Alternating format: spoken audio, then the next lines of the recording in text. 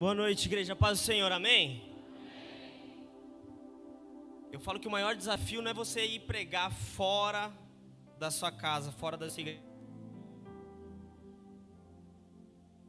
O maior desafio é você pregar nas...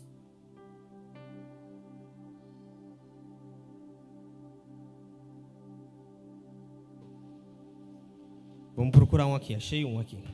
O maior desafio é você pregar na sua casa.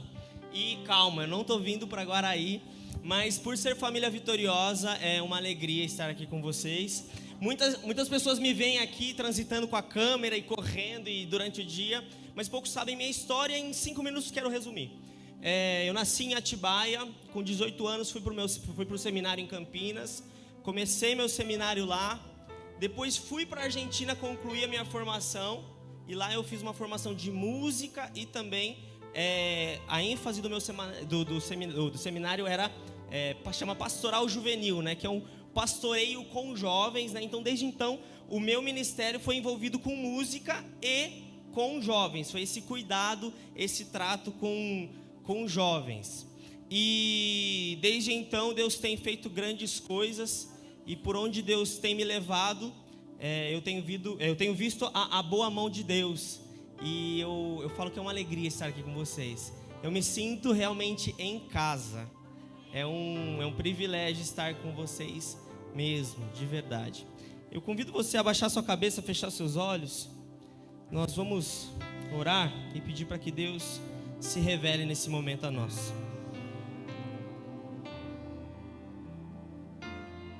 Senhor Jesus, essa é a tua palavra. Este é o teu altar e nós queremos, Jesus, nos entregarmos à tua presença. Nós queremos te pedir, Pai, para que o Senhor venha de uma maneira especial falar conosco, que o Senhor venha ministrar aos nossos corações, Deus, e que não o eu, mas o teu próprio Espírito Santo venha soprar em nossos corações a tua palavra. Nós oramos a ti em nome de Jesus, amém. Você pode abrir a palavra de Deus em 1 Samuel 16. Esse é um texto muito conhecido e eu vou pedir para que você mantenha essa passagem aberta. Para contextualizar, enquanto você está abrindo a Bíblia em 1 Samuel 16, nós vamos transitar hoje pela história de Davi. Com certeza, se não todos, a maioria conhecem Davi. Um menino que tocava a harpa, que cuidava das ovelhas do pai, que depois foi lá e enfrentou um Golias, foi lá e enfrentou gigantes, foi lá, se tornou rei, foi lá, caiu em adultério, mas principalmente foi conhecido como um homem segundo o coração de Deus. E a gente vai transitar pela história de Davi, e eu falo que é uma responsabilidade muito grande subir nesse lugar, depois de muitos passarem por aqui nesses últimos dias, e a gente falou no Projetando sobre conquistar.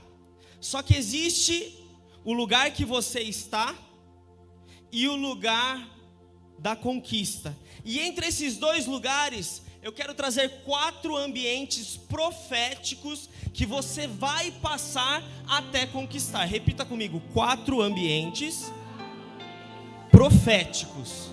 E o que...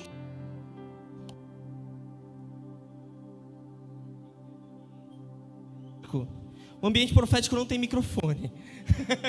O ambiente profético é um ambiente em que a atmosfera daquele ambiente é diferente. Ele move o seu coração a se aproximar do propósito de Deus sobre a sua vida. E esses 4 ambientes que nós vamos transitar, nós vamos começar ouvindo um pouquinho da história de Davi. E lá em 1 Samuel 16 diz assim: E o Senhor disse a Samuel: Porquanto tempo lamentarás por Saul, ao veres que eu rejeitei o seu reinado sobre Israel? Enche o teu chifre de azeite e vai, eu te enviarei a Jessé, o belemita, pois providenciarei um rei para mim dentre os seus filhos. E Samuel disse: Como poderei ir? Se Saul ouvir isto, ele me matará. E o Senhor disse: Toma contigo uma novilha e diz: Vim para sacrificar ao Senhor. Aí você vai lá para o verso 11, que diz assim: E Samuel disse a Jessé: Estão aqui todos os filhos? E ele disse: Resta ainda o mais jovem. e eis que ele cuida das ovelhas. E Samuel disse a Jessé: mandai trazê-lo, pois não nos assentaremos até que aqui venha. E mandou buscá-lo, e o trouxeram para dentro. Ora, ele era ruivo, e ao mesmo tempo de formosa aparência e agradável de se olhar. E o Senhor disse: levanta-te e unge-o, pois este é ele. Aqui nós estamos falando do momento em que Davi é ungido a rei. E aí eu te pergunto, ele logo de cara ele se tornou rei? Ele logo de cara foi lá e falou assim: ó, Saul, a unção acabou sobre você, eu cheguei. Não, com Davi não foi assim.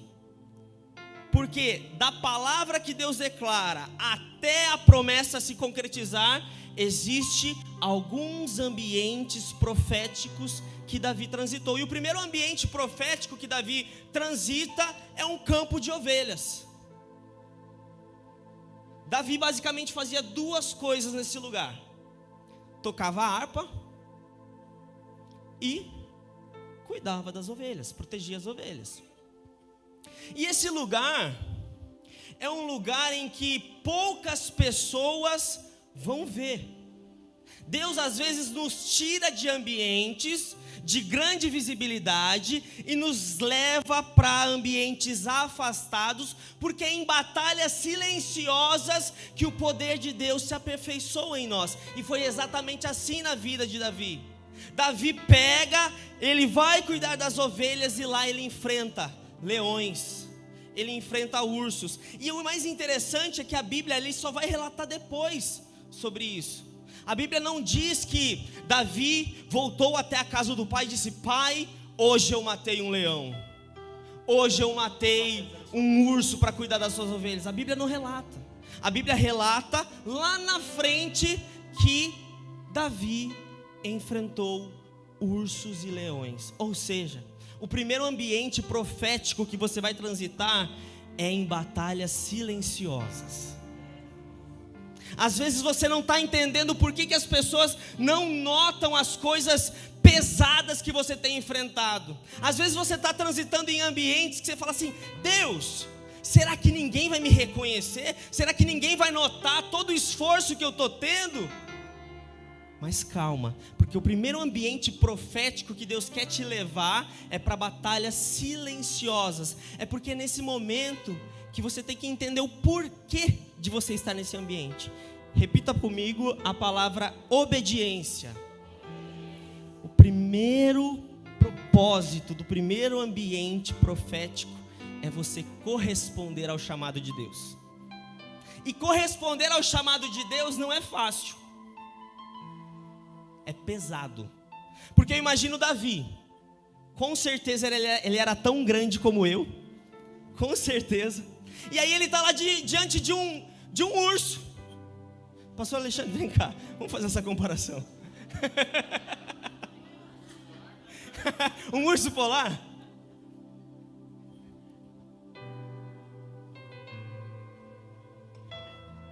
Dizem que ursos geralmente tem 2,50, 3 metros. Você tem quanto, pastor? 1,85. 1,85. Olha a diferença de tamanho. Vocês acham que Davi, humanamente falando, ele teria condições de enfrentar o urso? Obrigado, pastor. Pastor Gerardo, vem cá. Você vai ser o leão.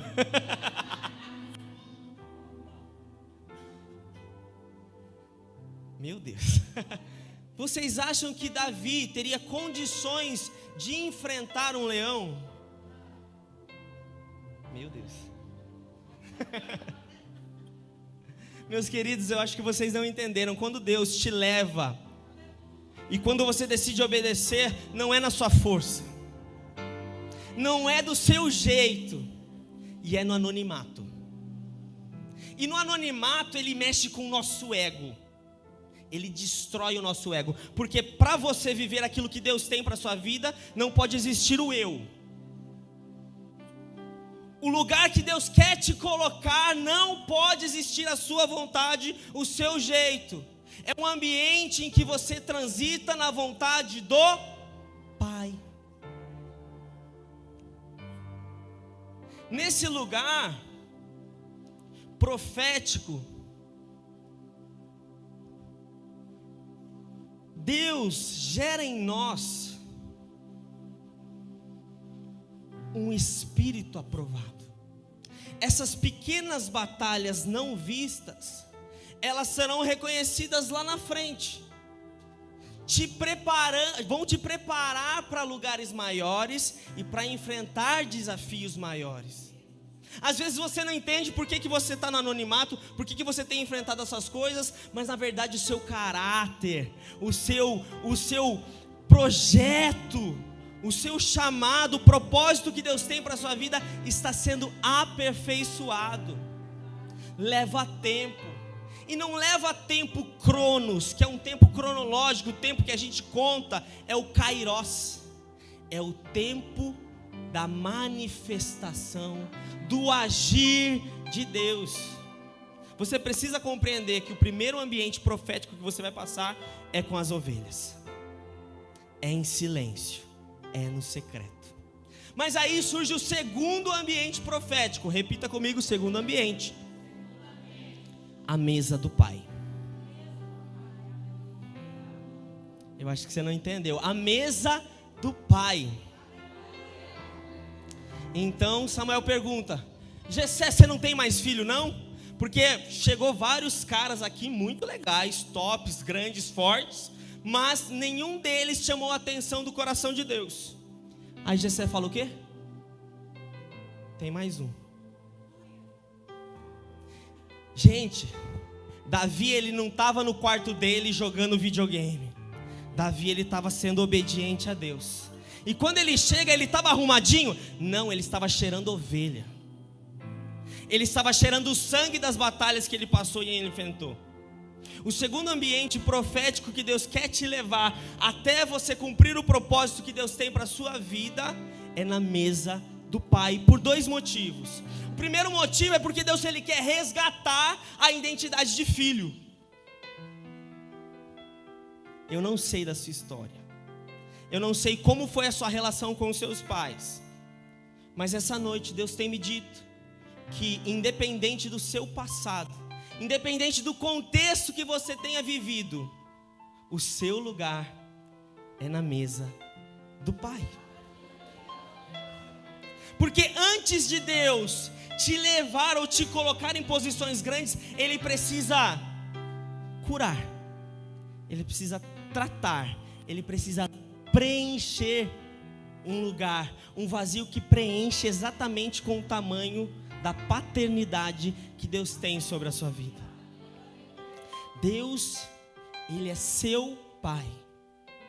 E antes de você ser ungido a cumprir os propósitos que Deus tem na sua vida, Ele vai olhar para você e vai dizer assim, ó: você é o meu filho amado, em quem tenho prazer. Antes de Jesus ser levantado, antes de Ele cumprir os propósitos de Deus aqui na terra, Jesus, Ele ouve uma voz: esse é meu filho. Deus apresenta Jesus como filho, mas não é um filho qualquer, é um filho que Ele tem prazer, alegria. Meu querido, se você não é obediente, se você não está na posição no campo das ovelhas, Deus, Ele infelizmente, Ele não vai se sentir alegre com você. Mas se você decidir alinhar com o propósito que Deus tem para a sua vida, Ele vai olhar para você e Ele vai te dizer: eu me alegro, eu me alegro. Só que Deus, Ele não restaura a nossa identidade porque Ele quer simplesmente que você seja um filho. Tudo que você enfrentar, tudo que você passar, todos os desafios, todos os momentos que Deus te chama para a mesa, é porque Ele quer lá na frente apontar alguma coisa. E a história conta a respeito de um filho de Jonatas. Quantos conhecem a história de Mefibosete? Conhecem? Uns fizeram assim, outros fizeram assim, outros olharam para mim: quem é esse? Vamos ler a história de Mefibosete? Vai lá para 2 Samuel 9. 2 Samuel 9. 2 Samuel 9, do versículo 6 ao 7, diz assim.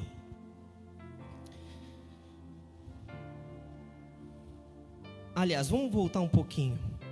A partir do verso 3. E o rei disse: não há mais nenhum da casa de Saul para que eu lhe possa mostrar a bondade de Deus.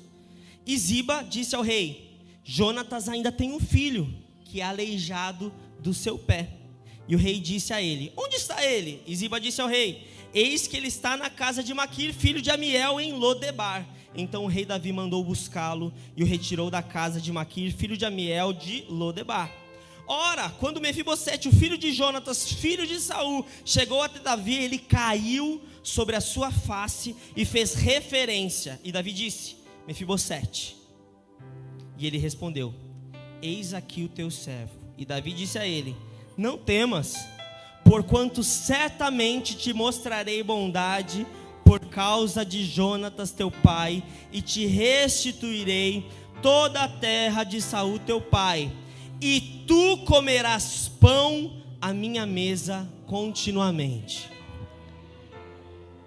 Davi, ele lembrou do dia que Jessé chamou ele para a mesa. E o mais interessante é que Mefibosete, ele é aleijado, ou seja, ele andava de uma maneira comum?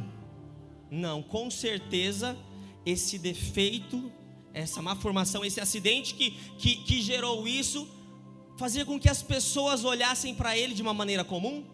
Não. Meu querido, muitas das vezes você vai ter uma história muito conturbada, um passado que se possível você vai querer esconder de todo mundo. Mas Deus, ele te chama a sentar à mesa. Sabe por que Deus te chama a sentar à mesa? E ele deseja restaurar a sua identidade? Porque na mesa ela tampa todas as imperfeições. Na mesa não se olha o passado.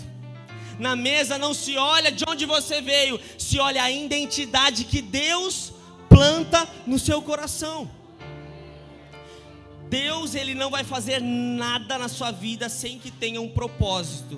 E quando Deus te chama para sentar à mesa, ele está dizendo o seguinte: eu vou restaurar a sua identidade, porque você vai ser canal para restaurar a identidade de muitas pessoas aqui. Deus, ele tem te levantado a não só você ter uma vida comum, mas você olhar para as pessoas ao seu redor e ser instrumento de cura. E o segundo propósito da mesa do Pai é a unção.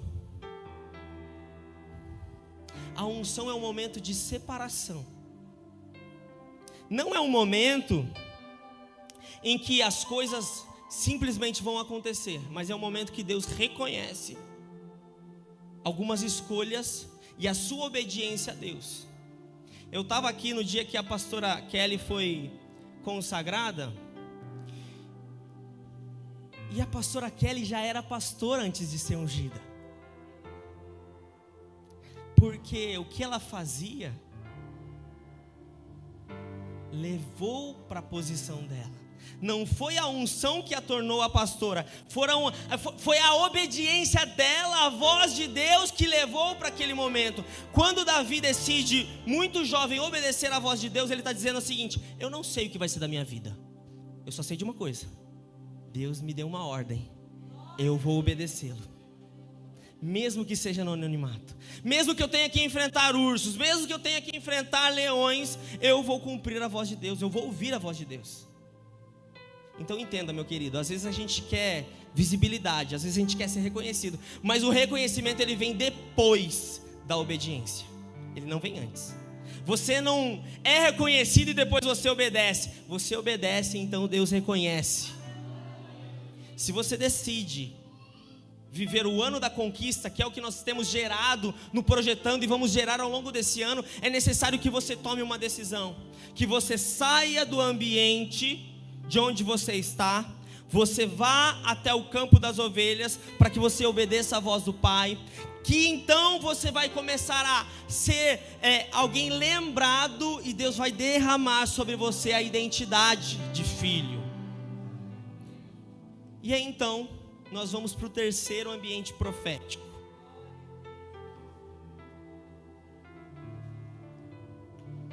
E aí você vai voltar comigo lá em 1 Samuel. Volta um pouquinho as páginas. Vai lá para 1 Samuel 17, 14. Esse eu acho que é um dos textos mais conhecidos da Bíblia. E lá o verso 14 diz assim: E o filisteu se aproximava pela manhã, e ao anoitecer se apresentou durante 40 dias. E Jessé disse a Davi, o seu filho: Toma agora para os teus irmãos uma efa deste cereal, um pedaço, e estes 10 pães, e corre até o campo dos teus irmãos, e carrega estes 10 queijos até o capitão de 1000, e observa como vão os teus irmãos, e toma deles garantia. Basicamente, Jessé estava dizendo o seguinte: olha, Davi, pega essa comida, utiliza ela como desculpa, e vê para mim se os seus irmãos estão bem, porque os irmãos, por serem mais velhos, eles estavam aonde? Na guerra. Contra quem? Contra Golias, contra os filisteus. E aí o verso 18, ou melhor, o verso 19 diz assim: Ora, Saul e eles e todos os homens de Israel estavam no vale de Elá lutando contra os filisteus. E Davi se levantou cedo pela manhã, deixou as ovelhas com o guardador e pegou e foi, como Jessé lhe havia ordenado. E ele veio até a trincheira quando o exército estava avançando para a luta e gritava para a batalha. Verso 22, Davi deixou a sua carruagem na mão do guardador e correu para o exército e veio e saudou os seus irmãos. Enquanto ele falava com eles, eis que surgiu ali o campeão, o filisteu de Gate, de nome Elias, e falou segundo as mesmas palavras, e Davi as ouviu. E quando viram o homem, todos os homens de Israel fugiram dele e ficaram muito temerosos. Aqui é muito interessante. Quando Davi ele obedece mais uma vez o pai, ele está indo para onde? Para sua própria vontade? Ele está indo para a vontade de Deus. E quando ele vai para a vontade de Deus, e quando você está na vontade de Deus, não significa que você vai cumprir tudo aquilo que Deus tem para a sua vida, porque você precisa ter discernimento espiritual. Davi poderia simplesmente chegar: Mano, você está bem? Não, estou bem. Tá, tchau, estou indo embora. Mas ele ouve alguém. Ele fala: peraí, quem que é esse? Aqui a Bíblia diz que Davi se assustou com Golias. Davi, ele ficou apavorado e pediu para Saul a sua armadura? Não. A Bíblia conta que Davi foi até um riacho e escolheu quantas pedras? Pedras normais? Pedras lisas. E aqui tem um segredo do céu poderoso para a sua vida. Por que pedras lisas? Porque uma montanha, ela tem pedras do começo ao fim, mas as precipitações do alto, elas rolam pelo riacho, e elas vão tendo atritos até que elas lá embaixo, no pé da montanha, se tornam lisas. Ou seja, a voz de Deus te leva a você entender que durante o processo haverá confronto, desafios, a fim de você estar pronto para aquilo que você foi chamado. Repita comigo: 5 pedras, um gigante. Não era só um gigante. Nessa passagem conta-se que apenas Golias, porque Golias era o irmão mais velho, mas existiam outros 4 irmãos de Golias que também eram gigantes. Quando Davi escolhe 5 pedras, ele não estava dizendo o seguinte: não, eu vou levar mais, se eu não acertar uma, eu utilizo a segunda. Na verdade, Davi estava fazendo o quê? Uma para cada gigante. Uma para cada gigante. Isso quer dizer que quando você tem discernimento espiritual no campo de batalha, que é o terceiro ambiente profético, você confia em Deus. Quando Deus te coloca diante de gigantes, você já está preparado. Davi não virou para Saul e falou assim: não, Saul, é o seguinte, me dá mais uns 30 dias, que agora eu vou entrar na academia, e aí, sei lá, eu vou pegar uns pesos e vai dar tudo certo. Não, Davi, ele falou, não, peraí, deixa eu resolver essa história.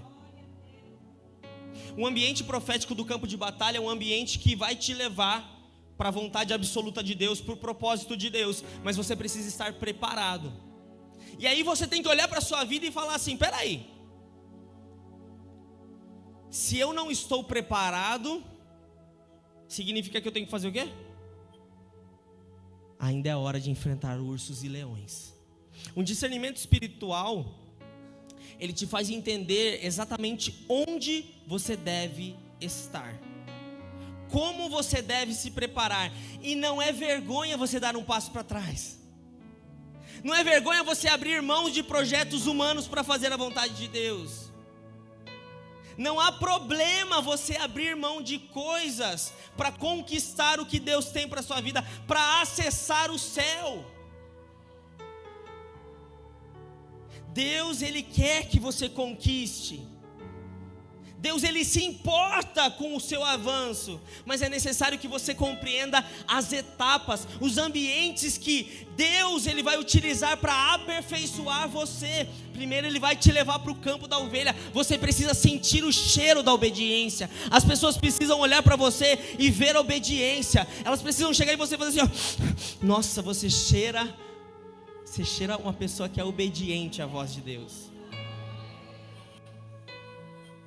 Você precisa entender que quando Jessé chamou Davi, Deus, Ele não estava dizendo, filho, você é um esquecido. Ele estava dizendo o seguinte, o seu lugar é na mesa. Meu querido, a mesa é um ambiente profético, de tal maneira que foi na mesa que Jesus declarou que Judas iria o trair. A mesa revela a identidade. Quais mesas vocês têm passado?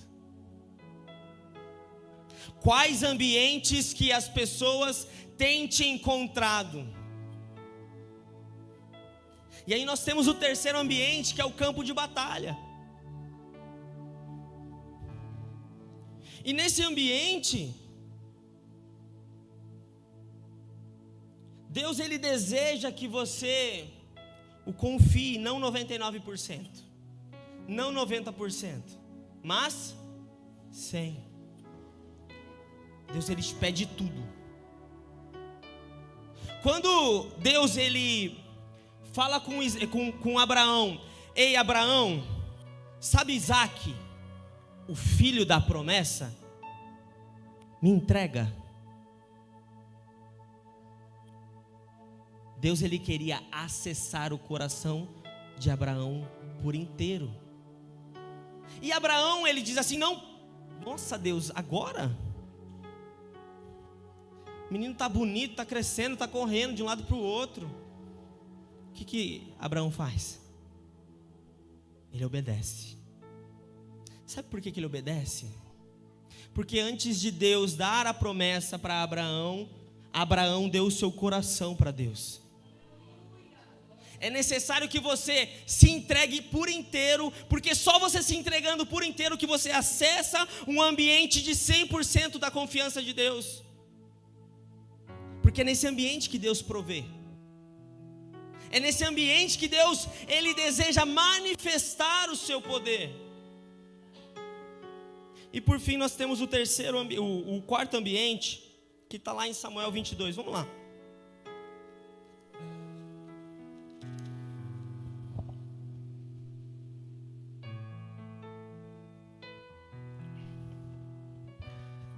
Aqui a coisa já estava feia. Davi já tinha enfrentado o gigante. Davi já estava fugindo de Saul. Davi já tinha matado um monte. Já tinha ido para vários lugares para se esconder de Saul. E aí ele vai para uma cidade. E nessa cidade tem uma caverna. E ele vai para esse lugar, a caverna de Adulão, a cidade de Adulão. E diz assim: Davi, portanto, partiu dali e fugiu para a caverna de Adulão. E quando os seus irmãos e toda a casa do seu pai ouviu isto, eles para lá desceram até ele.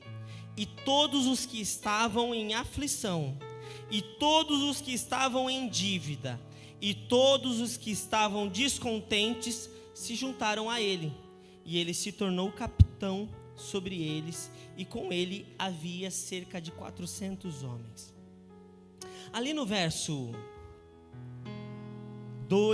1 e 2, diz que quando Davi ele se esconde nessa caverna, os seus irmãos, os seus pais vão até o encontro. A caverna de Adulão é a representação de um ambiente de refúgio. Você vai ser pressionado, a ponto de você falar, como o próprio Davi fala assim: Deus, eu não consigo mais. Senhor Jesus, daqui para frente não vai mais. Porque a caverna é um lugar escuro, é um ambiente de solidão, é um ambiente de reclusão, é um ambiente que você é muito similar ao seu quarto quando você entra, quando você fecha a porta, quando você chora. Ali não existe distração, ali é só você mesmo, você e Deus. Só que a Bíblia diz que quando a família de Davi soube disso, o que eles fizeram? Desceu até eles. Meu querido, às vezes a sua caverna é um passo para trás. E Deus está mandando dizer isso. Às vezes é necessário que você volte para a casa dos pais. Às vezes é necessário que você faça uma escolha que racionalmente falando não vai fazer sentido algum, mas é a família, é um ambiente de proteção. Eu passei por isso. Alguns anos atrás, eu tive que voltar para a casa dos meus pais, depois de 12 anos morando sozinho, tendo apartamento, tendo tudo. Deus falou assim: não, peraí, deixa eu arrancar tudo. E aí você entra na casa do seu pai como? Feliz? Contente? Você entra assim, não. E o pai recebe como, filho? Porque os pais sempre vão fazer isso. E eu ouvi do meu pai: filho, você tem para onde voltar. O lugar de refúgio tem a presença do pai. O lugar de refúgio tem família, tem proteção, tem cuidado. Saul estava procurando Davi, mas naquele ambiente, a Bíblia conta que outras pessoas totalmente destruídas se aproximaram de Davi. E daí surgiu a expressão, os valentes de Davi. Porque, sabe aquela história lá da mesa? Da identidade restaurada? Essas pessoas chegaram como?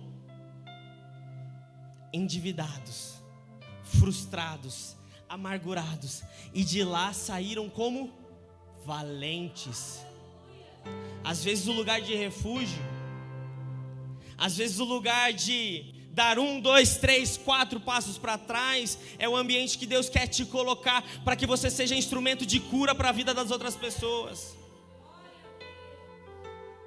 Às vezes você não está entendendo onde Deus está te colocando, em batalhas silenciosas, diante de inúmeros gigantes, diante de dor, diante de tribulação, de pessoas te perseguindo, de afronta, de dor. Mas é nesse lugar que Deus deseja que você esteja, porque é no centro da vontade de Deus que Ele pode manifestar a sua glória.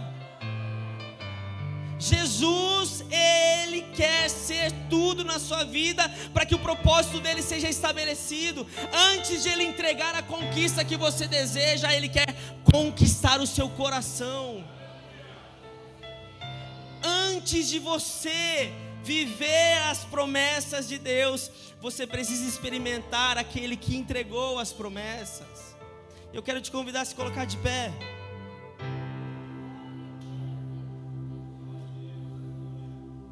Quando você olha para... Feche os seus olhos. Quando você olha para a sua realidade, talvez você se enfrenta... Você se enxergue totalmente desprotegido, inseguro. Quando eu penso em Davi enfrentando ursos e gigantes, eu imagino ele todo arrebentado, ele com marcas de batalha. quando ele enfrenta o rei Saul, quando ele enfrenta Golias, ele começa a trazer à memória aquilo que dá esperança.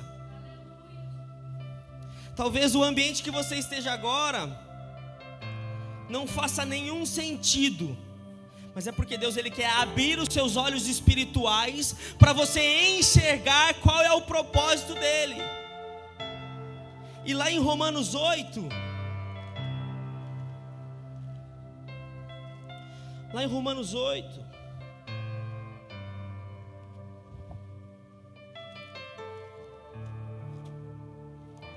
olha o que a palavra de Deus diz em Romanos 8:28. E sabemos que todas as coisas trabalham juntamente para o bem daqueles que amam a Deus. E aí a gente para aí, né? A gente para aí, mas olha o que vem depois. E sabemos que todas as coisas trabalham juntamente para o bem daqueles que amam a Deus, daqueles que são chamados de acordo com o seu propósito. O ambiente mais seguro que Deus quer te levar é para o propósito dele. É porque é lá que ele faz com que todas as coisas cooperem. É lá que você vai se aproximar daquilo que Deus tem para a sua vida. Eu convido você a fechar seus olhos, a você colocar a mão no seu coração e você olhar para 2023, você enxergar, vislumbrar uma identidade restaurada, você vislumbrar a cura que você vai derramar sobre as vidas das outras pessoas. Um ambiente em que Deus vai te pôr é o ambiente em que você vai sair do ambiente comum e vai entrar na atmosfera que Deus tem para a sua vida.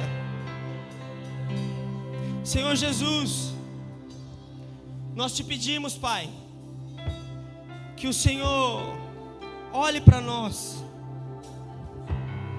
que o Senhor nos ensine a não conhecer o salmo do bom pastor, mas conhecer o bom pastor, Deus. O nosso desejo, Deus, é te conhecer, para que a nossa vontade não mais seja estabelecida, mas que nós cumpramos o teu propósito, Deus.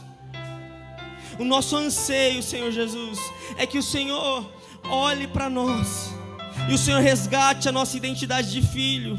Que o Senhor faça como o Senhor fez na vida de Mefibosete, Deus. Restaure a sorte dele, Deus. Senhor Jesus, cura, Deus. Restaura, Pai. Nos ensine, Deus, a olhar para Ti, Deus, e confiar nos Seus projetos e confiar nos Seus planos, Deus. Que não mais a gente venha a decidir pelos nossos próprios projetos, pelos nossos próprios sonhos, Deus, mas que antes disso seja estabelecida a Tua vontade, o Teu querer, Deus. O nosso anseio, Senhor Jesus, é que o Senhor venha olhar para nós e que o Senhor venha trazer alinhamento. E ainda de olho fechado, a Bíblia conta que Davi, ele iria para uma guerra. Davi já tinha se tornado rei, Davi já tinha ganhado inúmeras batalhas. E aí num dia que ele não decide ir para o centro da vontade de Deus, ele avista aquilo que ele não deveria avistar. E entenda, meu querido, você pode estar vivendo aquilo que Deus deseja que você viva, e ainda assim você pode cair.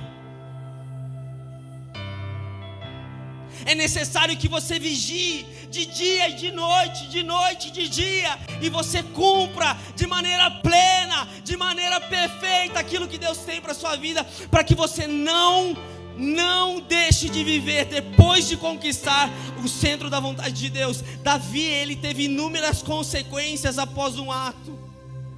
Ele continua sendo reconhecido como homem segundo o coração de Deus. Mas Deus não o impediu de experimentar a consequência de sair da vontade de Deus. E o meu desejo essa noite é que você olhe para dentro da sua história, olhe para dentro do momento que você está vivendo e entenda se você está no campo das ovelhas, se você está na mesa do Pai, se você está ali enfrentando o seu Golias, se você está ali na caverna, ou se você já conquistou. Que você viva 100% o centro da vontade de Deus. Aleluia. Em nome de Jesus.